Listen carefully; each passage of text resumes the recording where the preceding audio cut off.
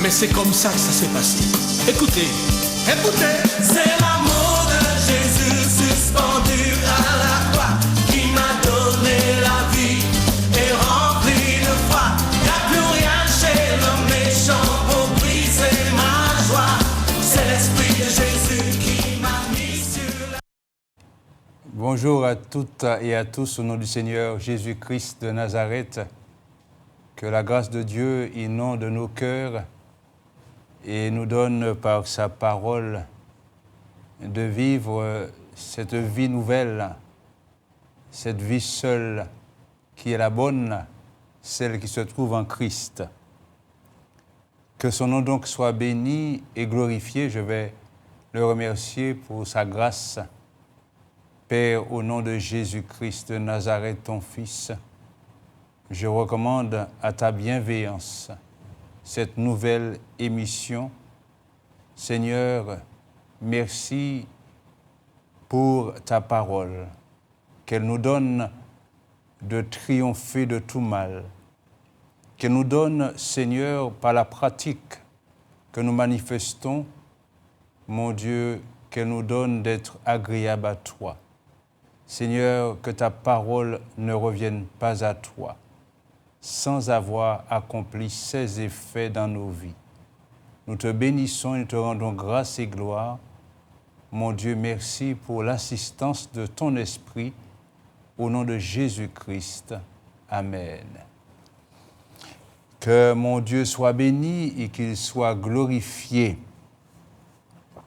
Je ferai lecture dans le chapitre 3 de l'Évangile de Jean, le chapitre 3 de l'Évangile de Jean, à partir du verset 13.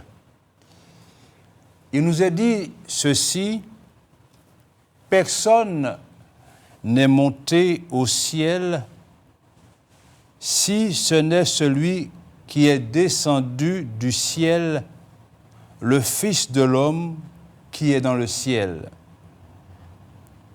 Et comme Moïse éleva le serpent dans le désert, il faut de même que le Fils de l'homme soit élevé, afin que quiconque croit en lui ait la vie éternelle.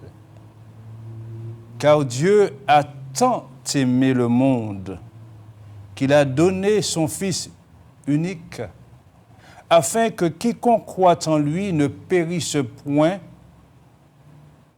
mais qu'il ait la vie éternelle.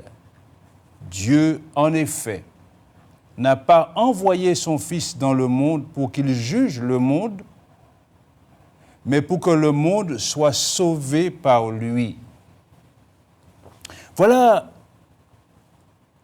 ce que nous dit l'apôtre Jean, lui qui a connu le Seigneur Jésus-Christ, lui qui aimait poser sa tête sur la poitrine du Seigneur, lui qui est devenu l'apôtre de l'amour, cet apôtre qui avait avec son frère Jacques un passé, je dirais, tumultueux, au point que le Seigneur les a appelés fils de Boanerges, ce qui veut dire fils du tonnerre. D'ailleurs, c'est lui avec son frère qui ont demandé au Seigneur que le feu descende sur les Samaritains parce que les Samaritains les empêchaient de passer par leur village, que le feu descende sur eux et les consume. Et Jésus a été indigné d'entendre une telle parole et il a dit qu'il n'est pas venu pour perdre les hommes, mais pour les sauver, parce que c'est lui le Sauveur. Et c'est pour cela que ce verset 17 nous dit « Dieu en effet n'a pas envoyé son Fils dans le monde pour qu'il juge le monde, mais pour que le monde soit sauvé par lui. Le Seigneur est venu pour le salut, pas pour le jugement. Le jugement viendra après. Un temps vient pour le jugement, mais il est venu pour le salut et nous sommes justement dans ce temps-là, le temps du salut, ou encore le temps de la grâce. Au verset 14, le Seigneur rappelle un fait historique. Quand il dit « Et comme Moïse éleva le serpent dans le désert, il faut de même que le Fils de l'homme soit élevé, afin que quiconque croit en lui ait la vie éternelle. » Il rappelle ce fait que nous pouvons voir dans le livre des Nombres, au chapitre 21, le chapitre 21 du livre des Nombres, à partir du verset 4. On nous dit ceci, il s'agit du peuple d'Israël, les enfants d'Israël. Au verset 4, il est dit « Ils partirent de la montagne de Hor par le chemin de la mer Rouge pour contourner le pays d'Édom. Le peuple s'impatienta en route et parla contre Dieu et contre Moïse. Pourquoi avez-vous fait monter hors d'Égypte pour que nous mourions dans le désert? Car il n'y a point de pain, et il n'y a point d'eau. Et notre âme est dégoûtée de cette misérable nourriture. » Alors, l'Éternel envoya contre le peuple des serpents brûlants. Ils mordirent le peuple et il mourut beaucoup de gens en Israël. Le peuple vint vers Moïse, ou encore vint à Moïse et dit « Nous avons péché, car nous avons parlé contre l'Éternel et contre toi. Prie l'Éternel afin qu'il éloigne de nous ces serpents. » Moïse pria pour le peuple. L'Éternel dit à Moïse, « Fais-toi un serpent brûlant et place-le sur une perche. Quiconque aura été mordu et le regardera conservera la vie. » Moïse fit un serpent d'airain et le plaça sur une perche. Et quiconque avait été mordu par un serpent et regardait le serpent d'airain conservait la vie. Quelle histoire extraordinaire! De même, puisque Christ a rappelé ce fait historique, de même Jésus-Christ s'est livré pour nous. Et tous ceux qui regardent à la croix,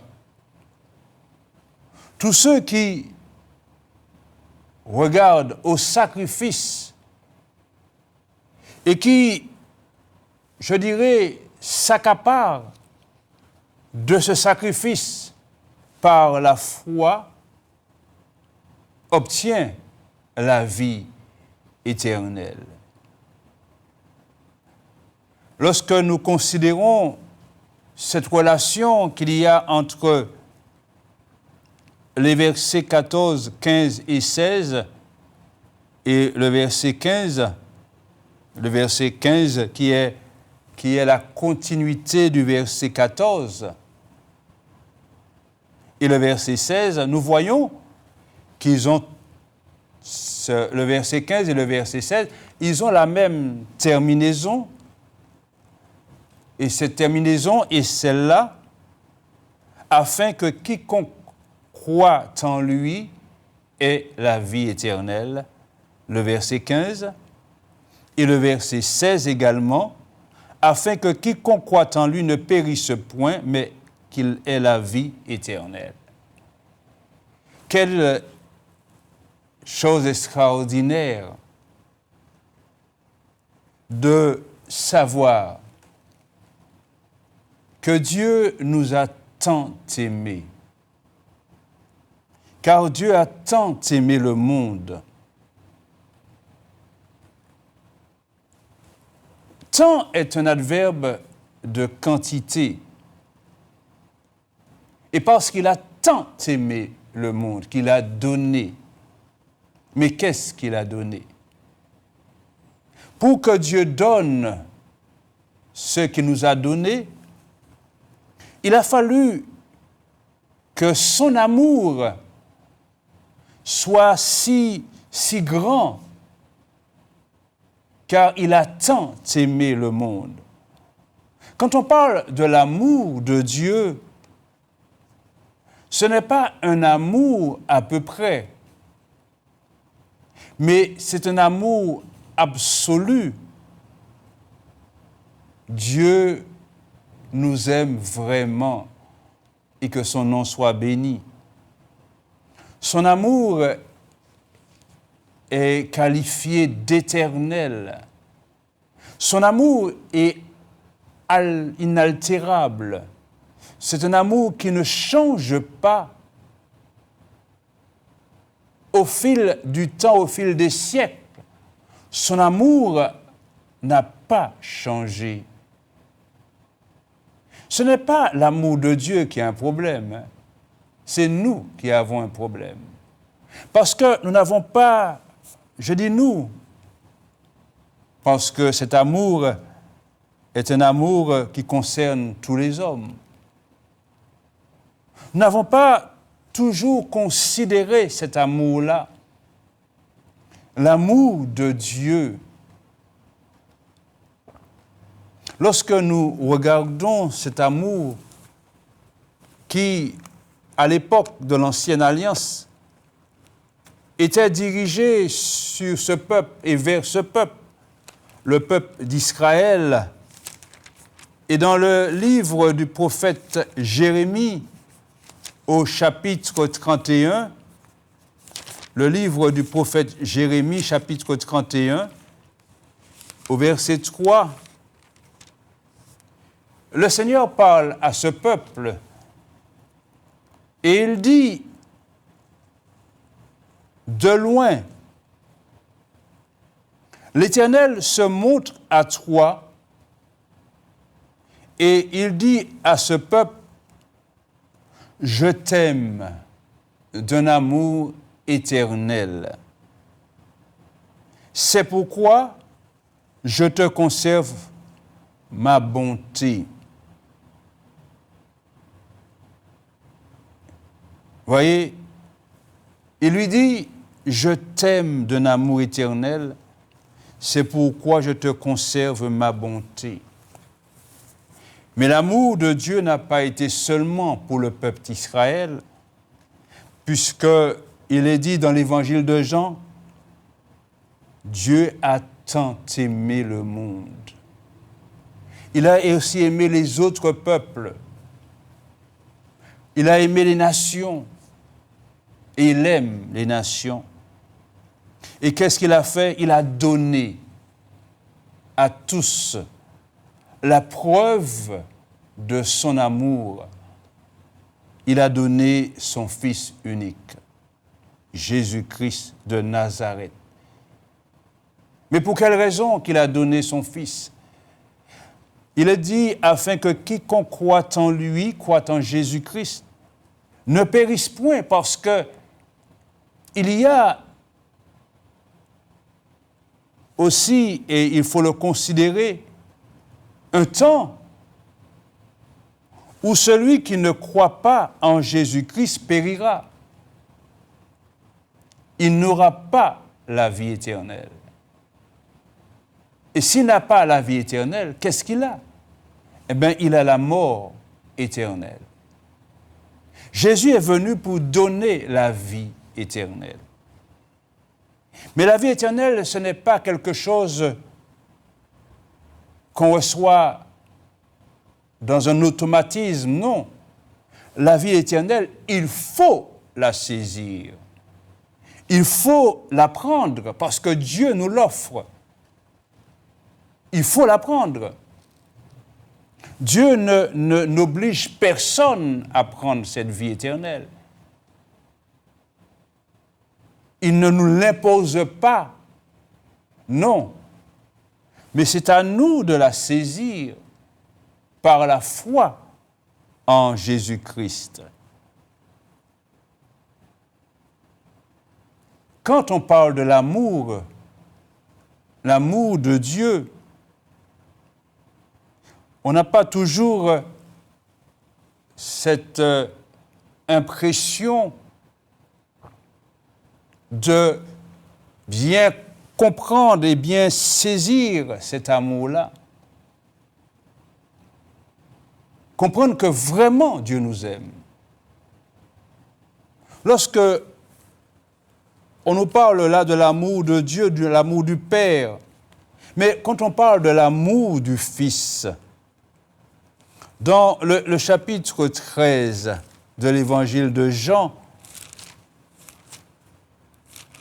il est dit ceci lorsque le Seigneur savait qu'il allait passer de ce monde à son Père, qu'il allait être crucifié. On nous dit dans ce chapitre 13 au verset 1er, avant la fête de Pâques, Jésus, sachant que son heure était venue de passer de ce monde au Père, et ayant aimé les siens qui étaient dans le monde, mit le comble à son amour pour eux. Il a aussi vraiment aimé le Seigneur Jésus. Il a mis le comble, il a mis tout ce qu'il avait dans cet amour. Il n'a rien laissé au hasard. Le Seigneur Jésus. Mais quand quelqu'un vous aime, mais vous aime vraiment, vous aime, je dirais, sincèrement, mais il vous donne le meilleur de lui-même. Il vous donne sa vie.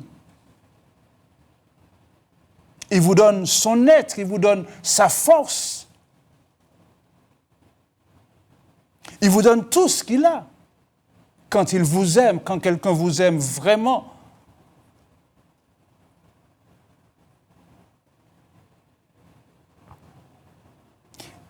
il vous donne la chose la plus précieuse parce que son amour n'a point de limite. Et c'est ce que Dieu a fait. Dieu nous a donné ce dont il avait le plus précieux, le plus cher, son Fils bien-aimé. Dieu a tant aimé le monde qu'il a donné son Fils unique afin que quiconque croit en lui ne périsse point, mais qu'il ait la vie éternelle. Dans le verbe « donner », il y a le mot « don ». Il nous a fait don de son Fils. Il nous l'a donné. Mais qui voudrait donner son Fils? Qui voudrait donner la vie de son Fils pour sauver quelqu'un? Personne. Et pourtant, Dieu l'a fait. Dans l'épître de Paul aux Romains, l'apôtre nous dit ceci lorsqu'il parle du péché qui est entré dans le monde par le premier homme, Adam. Et il parle l'apôtre d'un autre homme.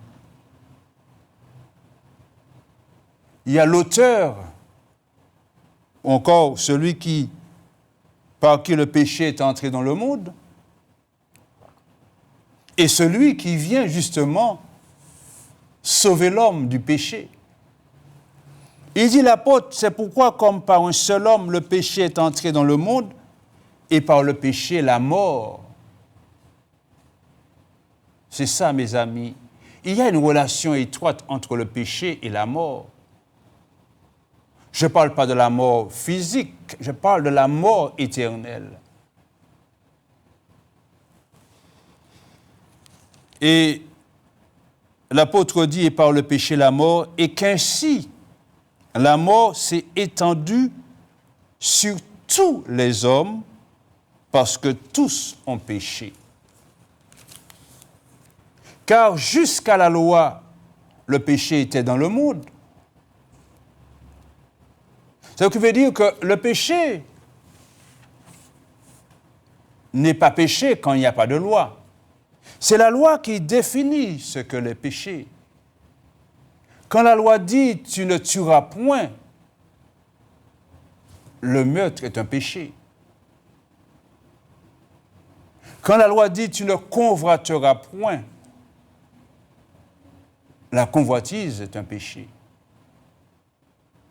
Quand la loi dit « tu ne commettras point d'adultère », l'adultère est un péché. C'est pour cela que dans le chapitre 7,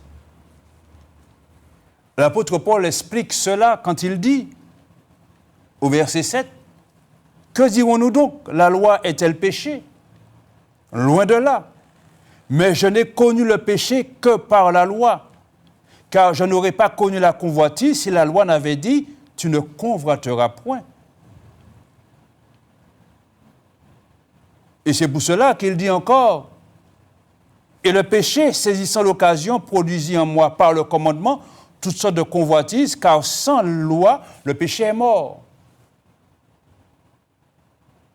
Voilà, mes amis. Et en revenant dans l'Épître aux Romains, chapitre 5, quand il dit « Jusqu'à la loi, le péché était dans le monde », or le péché n'est pas imputé quand il n'y a point de loi. Cependant, la mort a régné depuis Adam jusqu'à Moïse, puisque c'est Moïse qui a introduit donc la loi par la grâce de Dieu. Le péché, la mort a régné depuis Adam jusqu'à Moïse, même sur ceux qui n'avaient pas péché par une transgression semblable à celle d'Adam, lequel est la figure de celui qui devait venir. Mais il n'en est pas du don gratuit, comme de l'offense. Car si par l'offense d'un seul, il en est beaucoup qui sont morts, à plus forte raison, la grâce de Dieu et le don de la grâce venant d'un seul homme, Jésus-Christ, ont-ils été abondamment répandus sur beaucoup. Voyez, il y a le don. Il y a le don. Il y a la grâce. La grâce, il y a aussi le don de la grâce. La grâce, c'est une faveur imméritée. Personne devant Dieu n'a mérité d'être gracié. C'est pour cela qu'elle est imméritée. Mais Dieu nous fait don de sa grâce. Et le don de sa grâce, c'est notre Seigneur. C'est celui, justement, par qui cette grâce est venue. L'un ne va pas sans l'autre. la grâce et le don de la grâce. C'est pour cela que dans l'évangile de Jean au chapitre 1er, il est dit ceci, dans ce verset 16, lorsque Jean-Baptiste a rendu témoignage à notre Seigneur Jésus, au verset 15, il dit, Jean lui a rendu témoignage et s'est écrié, c'est celui dont j'ai dit, celui qui vient après moi m'a précédé car il était avant moi. Et nous avons tous reçu de sa plénitude et grâce sur grâce. Car la loi a été donnée par Moïse. La grâce et la vérité sont venues par Jésus-Christ. Alléluia. Ce don est gratuit.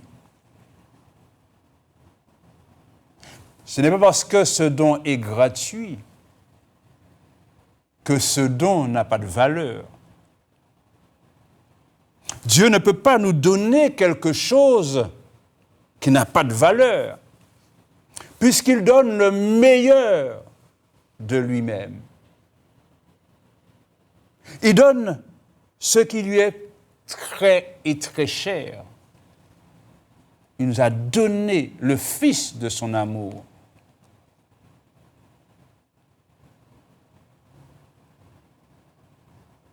Il y a eu cette expérience qu'a vécu le patriarche Abraham. Abraham qui est un type du Père, et son fils Isaac qui était un type, une préfiguration du Fils de Dieu, Jésus-Christ. À un moment, Dieu a demandé à Abraham, son fils, de le sacrifier pour lui. Il a accepté, vous voyez, mes amis. Abraham avait, à cette époque-là, il avait déjà un fils, Ismaël, le fils qu'il a eu de sa servante Agar. Mais Dieu ne lui demande pas le fils de la promesse. Encore le fils, justement, Dieu ne lui demande pas le fils d'Agar, Ismaël. Dieu lui demande le fils de la promesse. Le fils qu'il a attendu pendant 25 ans.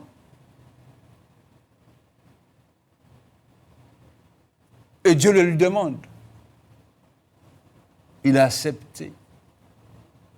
Avec l'espérance que si Dieu me le demande, c'est que certainement Dieu va le ressusciter.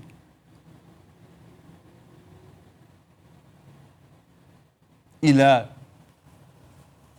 fait ce que Dieu lui a demandé de faire. Seulement, l'ange de l'Éternel l'a arrêté lorsqu'il allait égorger son fils. Et Dieu a dit, maintenant je sais que tu crains Dieu et que tu n'as pas refusé ton fils, ton unique. Mais le Seigneur avait dit à ce patriarche de donner son fils, l'unique, alors qu'il avait déjà un. C'était le fils de l'espérance, le fils de la promesse.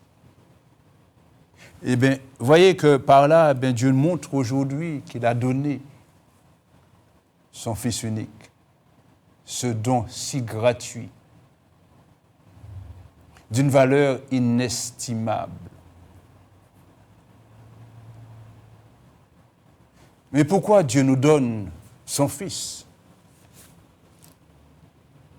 Pourquoi il nous a donné son Fils? Parce que Dieu savait que cela nous serait indispensable. Indispensable à notre vie, indispensable à notre relation avec lui.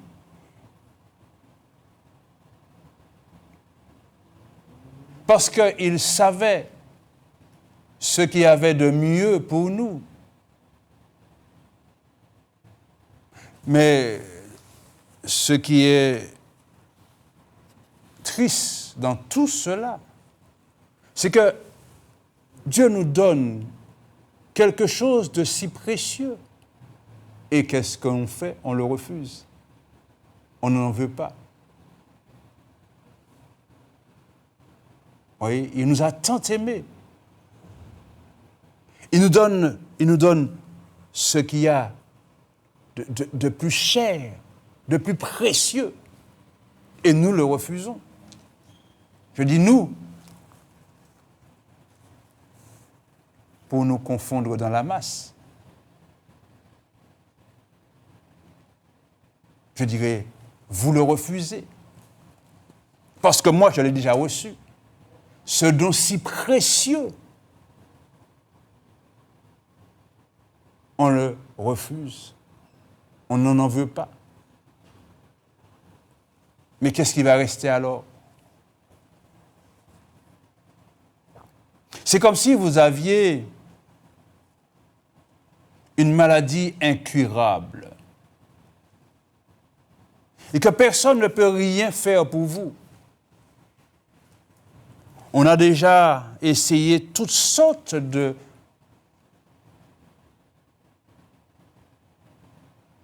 médicaments. Rien. La maladie est toujours là. Elle est incurable. Et Dieu vous donne le médicament qui peut sauver votre vie. Mais un médicament qui coûte excessivement cher, que vous n'avez pas les moyens et que personne n'a les moyens de se l'offrir. Dieu nous fait don gratuitement. Gratuitement. Qu'est-ce que certaines personnes font? Malgré que Dieu le donne gratuitement, ils le refusent. Ces personnes préfèrent mourir de cette maladie plutôt que d'être guéries. Et c'est ce qui se passe aujourd'hui. Jésus-Christ est là. Je ne dirais pas qu'il est venu et qu'il est remonté vers le Père, je dirais qu'il est là et qu'il est toujours là. Ce don gratuit est toujours là. Il est là pour tous ceux qui veulent sauver leur vie. Parce que c'est ce qu'il est venu faire. Il est venu pour, comme Jean le dit, car Dieu a tant aimé le monde, afin que quiconque croit en lui ne périsse point. Il y a de ceux qui préfèrent périr plutôt que d'être sauvés, plutôt que d'avoir la vie éternelle, plutôt que de recevoir la grâce de Dieu, même si personne ne la mérite. Mais quel désastre! Refuser un tel don, alors que Dieu le donne gratuitement, ce don gratuit. Chacun doit comprendre que la vie dans laquelle Dieu nous a placés, et quel que soit le laps de temps que Dieu nous accorde sur cette terre, cette vie terrestre, physique, est une vie où, pendant les jours qui nous ont été réservés, est une vie où nous devons faire la rencontre avec le Seigneur Jésus. C'est là le but. Le but n'est pas de vivre comme on veut vivre, d'une manière désordonnée. Mais le but, c'est de rencontrer le Seigneur Jésus. Et lorsque nous quittons ce monde,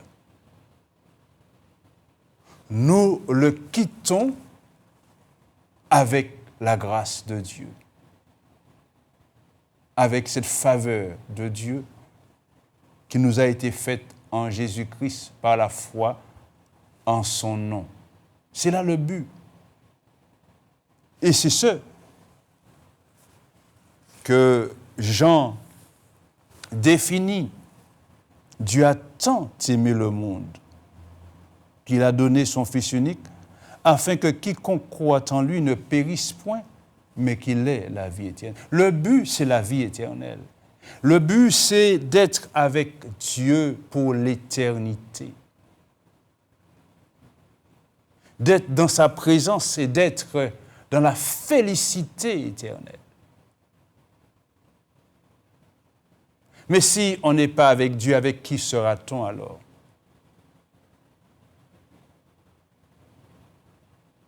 Le Seigneur Jésus a dit que le feu de la géhenne a été réservé pour Satan et ses anges. Il n'a pas dit que c'était pour les hommes. Mais ceux qui refusent la grâce de Dieu seront au même endroit que Satan et ses démons, dans ce feu éternel. Parce que si on n'a pas la vie éternelle, on a la mort éternelle. Mais la mort éternelle, ce n'est pas une mort où on n'existe plus. C'est un endroit où l'on souffre. Ça peut paraître invraisemblable, mais c'est ce qui est écrit dans les Écritures. Et c'est pour cela que dans l'Apocalypse de Jean, il est dit ceci: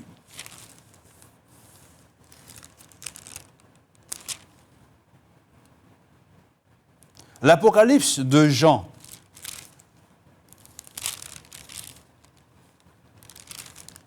le temps de trouver la référence. Dans ce chapitre 20,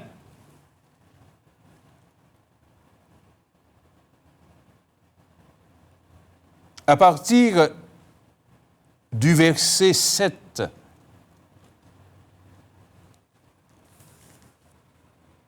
on nous dit quand les 1000 ans seront accomplis.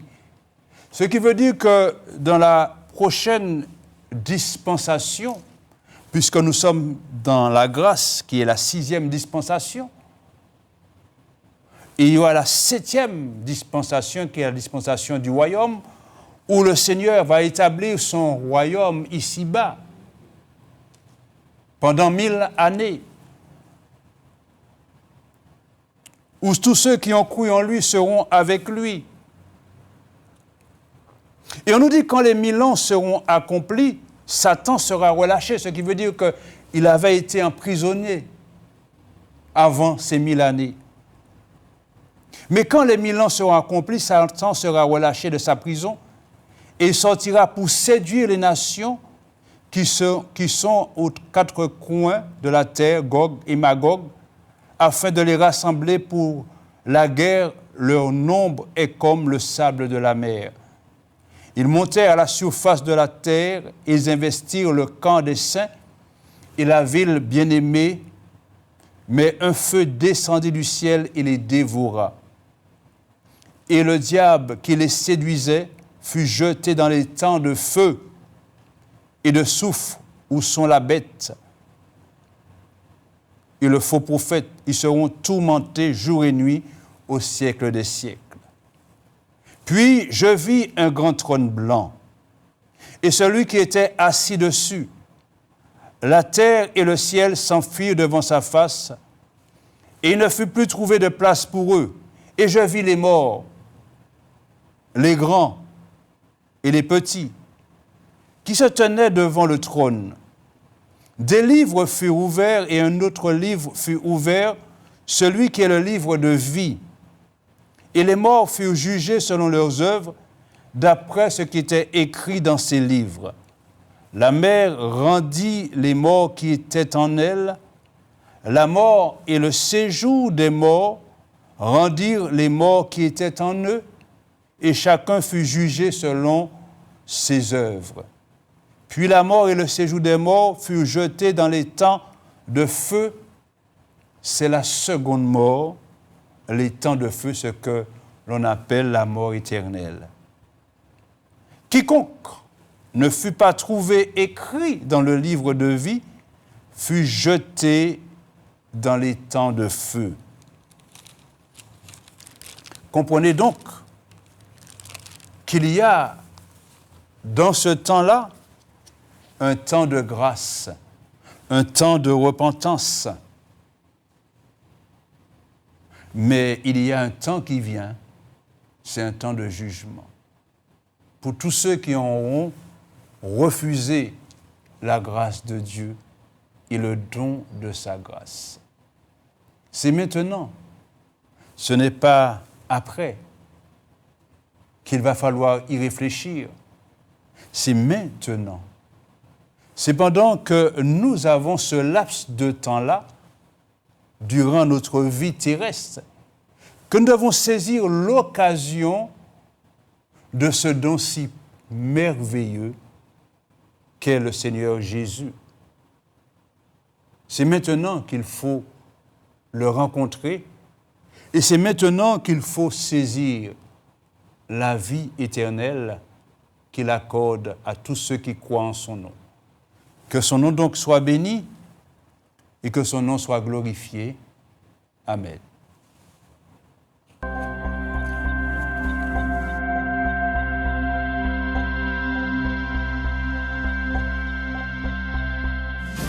C'est l'amour de Jésus. Il faut que vous m'écoutiez.